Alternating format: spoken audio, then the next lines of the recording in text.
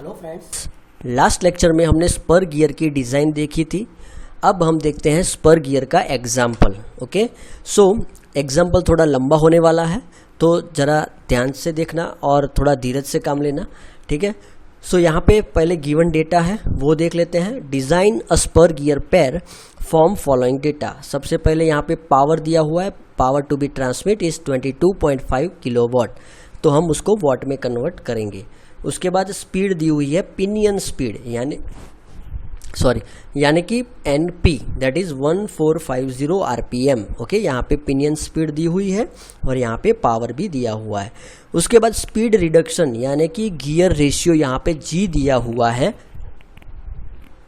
2.5। Okay, सो यहाँ पे G is equal to 2.5। Now number of teeth on pinion is equal to 20 यानी कि number of teeth on pinion that means ZP okay is 20 given. Now service factor is equal to 1.5 यानी कि KA जो हमें चाहिए KA application factor या तो service factor 1.5। उसके बाद फेस विड्थ जो है वो 10 मॉड्यूल यहाँ पे दे दिया है। अगर नहीं दिया हो तो आपको एज्यूम करना है 9 मॉड्यूल से 15 मॉड्यूल के बीच में। ओके, उसके बाद पिच लाइन वेलोसिटी भी यहाँ पे दे दी है 5 मीटर पर सेकंड। अगर पिच लाइन वेलोसिटी नहीं दी तो आपको πdn/60 करके फाइंड आउट करना पड़ेगा।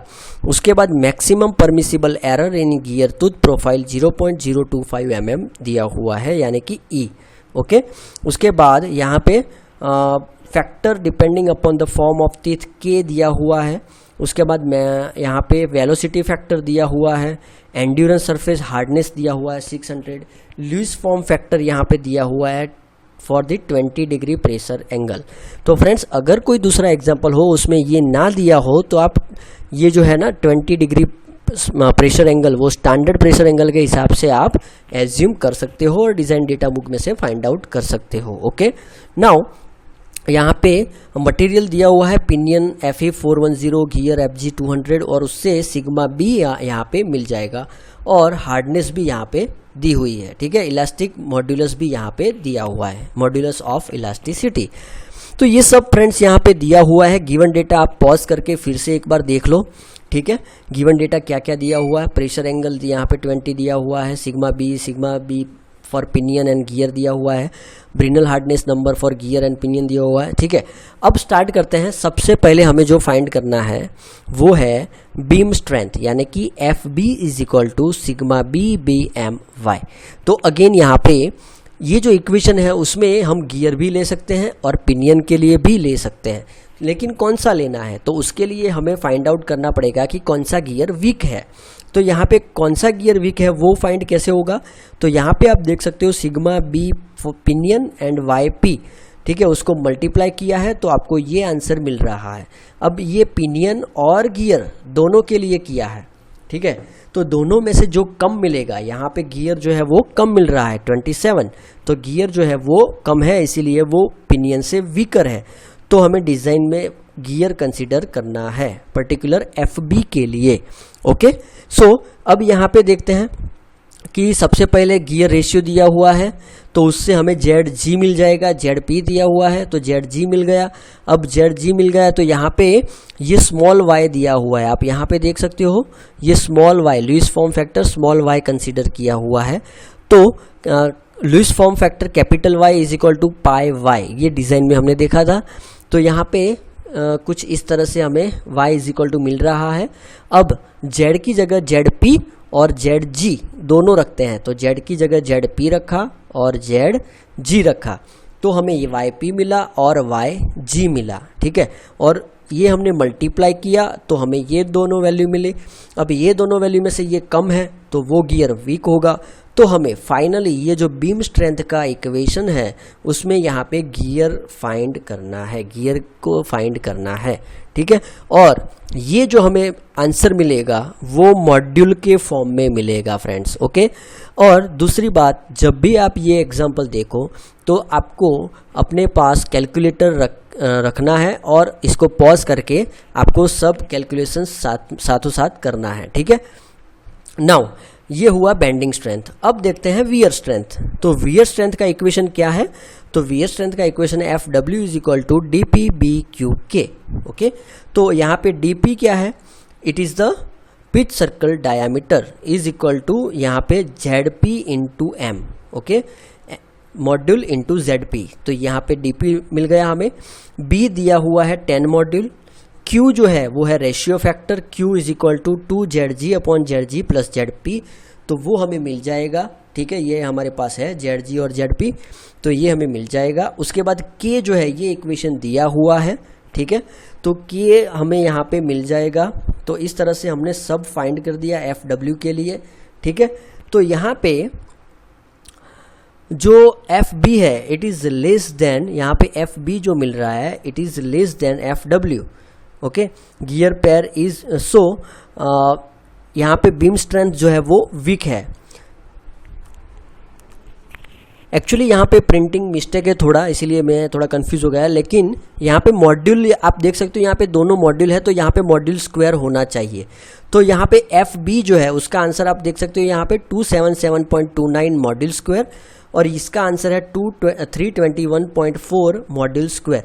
तो ऑब्वियसली ये कम है, ठीक है। सो FB जो है वो वीक होगा कंपेयर टू FW। सो अब हमें जो भी सेफ्टी के साथ कंपेयर करना है वो ये FB वाला इक्वेशन हम करेंगे। ओके, उसके बाद इफेक्टिव लोड कैसे फाइंड करना है? तो इफेक्टिव लोड का इक्वेशन है ये KA KM FT upon KV। Okay, तो KA यहाँ पे दिया हुआ है, KM भी दिया हुआ है, FT जो है वो हमने यहाँ पे फाइंड करना है। FT is equal to P/V। P is the amount of power to be transmit, V is the pitch line velocity, और ये V कैसे मिला? तो ये रहा πDN अपॉन 60। और जो मेन चीज़ आपको ध्यान रखनी है वो क्या है कि पिच लाइन वेलोसिटी जो है वो आपको पिनियन यहाँ पे कंसीडर करना है, ठीक है, DP/NP अपॉन 60।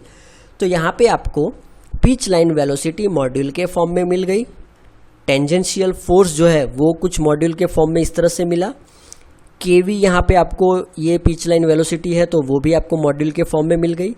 तो ये सब वैल्यू आप यहाँ पे रखोगे, पॉज करके शांति से देख सकते हो, ये सब वैल्यू यहाँ पे रखोगे तो हमें ये जो इक्वेशन है वो कुछ इस तरह से मिलेगा। अब F इफेक्टिव जो है हमें कुछ इस तरह से मिला। अब ये जो है पूरा F इफेक्टिव मिला और FB मिला, तो FB भी मॉड्यूल के फॉर्म में था और F इफेक्टिव भी मॉड्यूल के फॉर्म में है, और हमें यहाँ पे फैक्टर ऑफ सेफ्टी एज्यूम करनी है 1। ओके, तो ये इक्वेशन हमें मिलेगा मॉड्यूल का, ये जो इक्वेशन आप देख सकते हो वो मॉड्यूल के फॉर्म में मिलेगा। अब ये जो इक्वेशन है उसको आपको ट्रायल एंड एरर मेथड से सॉल्व करना है, लेकिन कैलकुलेटर से आप डायरेक्टली इजीली सॉल्व कर सकते हो, उसके लिए मैं अलग से वीडियो बना दूंगा। m is equal to 7.19 mm। Okay, यहाँ पे मिल जाता है m is equal to 7.19 mm, ठीक है। और ये इक्वेशन कैसे सॉल्व करना है उसका वीडियो भी मैं बना दूंगा। ओके, तो यहाँ पे मॉड्यूल मिल गया, उसके बाद यहाँ पे सब चीज़ें यहाँ पे मिल जाएगी, ठीक है, जो मॉड्यूल से रिलेटेड है। ओके, तो यहाँ पे आप देख सकते हो ZG DP जो है वो मॉड्यूल यहाँ पे यूज़ होता है, HA, फिर A, फिर ZP, B, DG, HF, ठीक है, ये सब यहाँ पे मिल गया। उसके बाद हमें फाइंड करना है precise estimation of dynamic load. अब डायनेमिक लोड का जो ये इक्वेशन है उसमें हमारे पास C नहीं है, ठीक है, तो C हमें फाइंड आउट करना है। तो C के लिए FT जो है वो यहाँ पे आगे हमने FT फाइंड आउट किया था मॉड्यूल के फॉर्म में, उसमें यहाँ पे मॉड्यूल रख देंगे तो वो फाइनली आंसर मिल जाएगा FT। उसके बाद FT max is equal to KA KM FT, यहाँ पे FT मैक्स दिया हुआ है इसलिए हमें ये फाइंड करना है, तो FT मैक्स हमें यहाँ पे मिल जाएगा। फिर पिच लाइन वेलोसिटी जो मॉड्यूल के फॉर्म में थी वो भी यहाँ पे मिल जाएगी, और यहाँ पे जो C दिया हुआ है वो हमें फाइंड आउट करना है। तो EP और EG की वैल्यू भी अगर आपने प्रॉब्लम में देखा हो तो यहाँ पे दी हुई थी, और E की वैल्यू भी यहाँ पे दी हुई है, ठीक है। सो यहाँ पे हमें बेसिकली C मिल जाएगा, ठीक है, और C मिल गया तो हमें FD भी मिल जाएगा, और FD मिल गया उसके बाद अगेन हमें F इफेक्टिव फाइंड आउट करना है। तो F effective is equal to KA KM FT plus FD, ठीक है, ये FT मैक्स हुआ, KA KM FT is equal to FT max, तो FT max plus FD is equal to यहाँ पे हमें एफ इफेक्टिव मिल गया। अब एफ बी जो मॉड्यूल के फॉर्म में था वो भी हमें मिल गया। तो अब हमें क्या करना है, factor of safety again find करनी है। तो F B upon F effective जो लास्ट इक्वेशन था आपने देखा था सेफ्टी वाला, ठीक है, फैक्टर ऑफ सेफ्टी वाला लास्ट इक्वेशन, तो वो इक्वेशन अगर हम यहाँ पे रखेंगे F B is equal to N F into F effective वाला इक्वेशन था, तो उससे हमें फैक्टर ऑफ सेफ्टी मिल रही है जो कि 1 से ज़्यादा मिल रही है, इसीलिए हमारी डिज़ाइन जो है वो सेफ है। तो फ्रेंड्स ये था पूरा स्पर गियर का डिज़ाइन का प्रॉब्लम।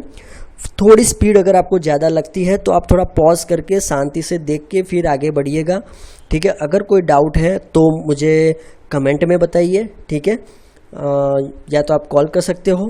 Thank you. जय हिंद, जय भारत।